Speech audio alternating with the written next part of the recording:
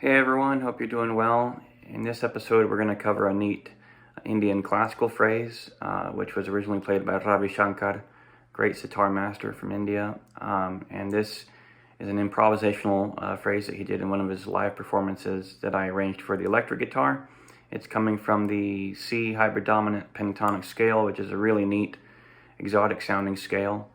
And I arranged it for the electric guitar. It could be done on acoustic, but it's probably going to be easier to do on electric due to the string bending that is involved. So anyway, I hope you like it, and let's check it out.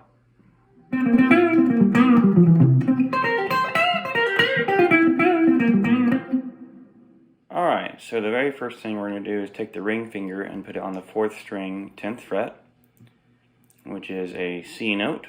I'm going to go to the index finger, 4th string, 8th fret, which is B flat, and go 10, 8, 10. So that's C, B flat, C. Then we're going to have the middle finger on the 3rd string, 9th fret, which is the E note.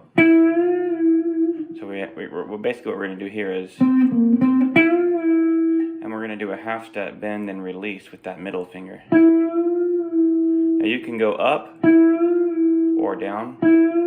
Whatever you're most comfortable with is fine. And I'm basically alternate picking. And then we're going to go back to the ring finger 10th fret on the D string, which is again that C. Back to the 8th fret with the index, which is B flat. C, B flat, C, E. Of course the E is bending up to an F, just briefly. And then back to an E, then back to C, B flat. And then what we're going to do is take the ring finger and put it on the A string, 10th fret, which is a G note. And then we're going to take the index finger back on the D string, 8th fret, which is that B flat again. And we're going to bend up a whole step from B flat up to the C, and then back to the B flat. So there's a lot of this sort of jerky bending motion, which is very, very characteristic of sitar playing.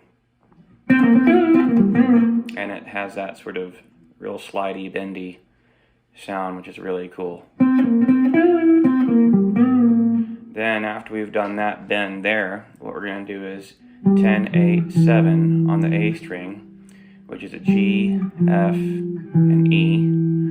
And you can use ring, index, and then index can shift down from 8 to 7. And then you're going to grab the top string 8th fret, which is a C bass note, with the middle finger. And then grab the D string 10th fret, which is an octave higher C note, with the pinky. So that first measure, slowly, should sound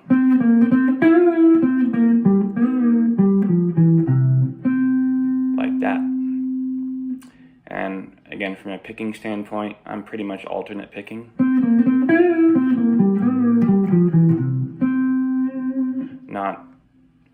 Nothing too terribly complex there.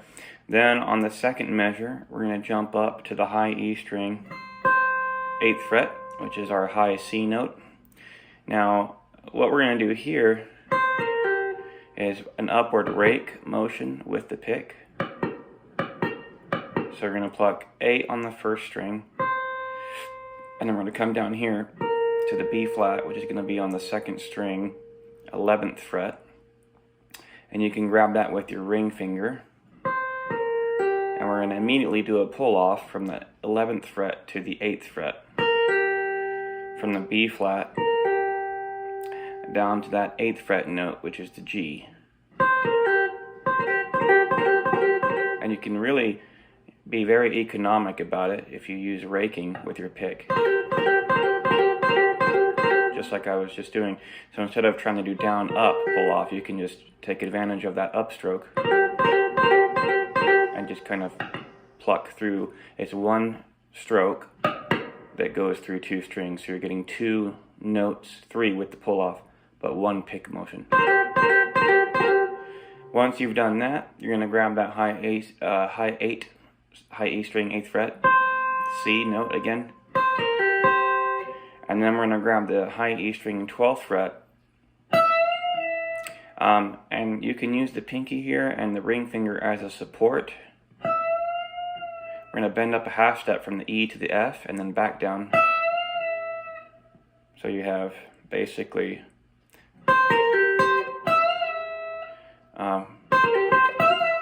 and then we're going to go back after you've done that 12th fret bend and release.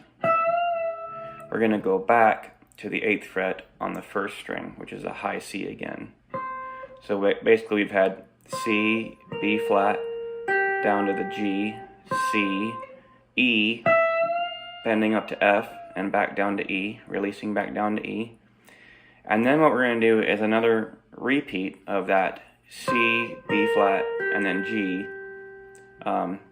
phrase that we did earlier. You're going to do the exact same technique, so an up pick, and then an up pick still to the 11, from the 8 to the 11, pull off to the 8. So, and then we're going to do the 11th fret on the second string, which is that B flat again.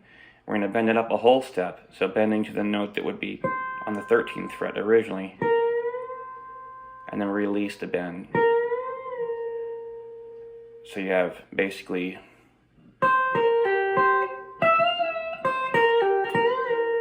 and then after that we're going to go to the second string 8th fret, which is that G note again. Then third string, G string, 10th fret with the ring finger, and that's basically our F, and then 9th fret with our middle finger, which is our E. So you have 8,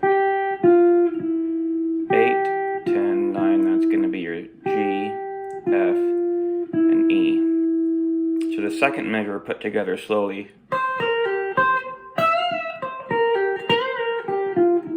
would sound like that.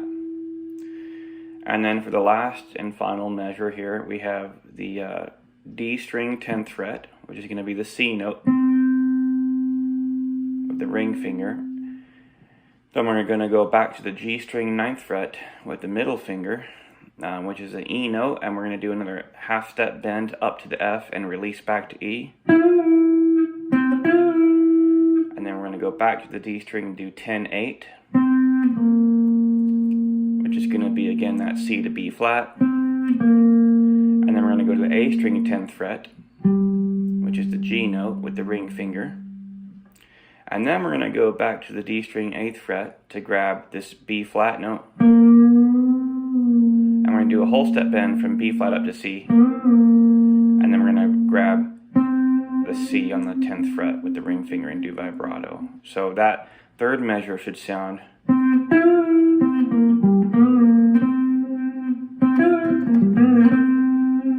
and you can apply vibrato at the end. So this is all going to sound really good over a C7 chord. The Hybrid Dominant Pentatonic scale is a really interesting scale, and this is coming out of a C Hybrid Dominant Pentatonic scale.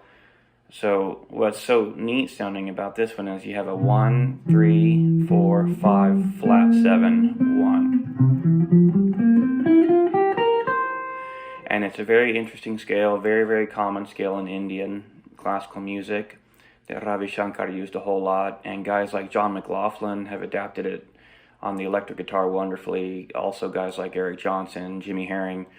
So it's a really, really neat sounding scale, and it's a great way to spice up your phrasing and your soloing improvisationally or compositionally. So anyways, there's the lick and the phrase. I hope you had fun with this one, and I hope it inspires some neat creative ideas of your own. So see you guys next time.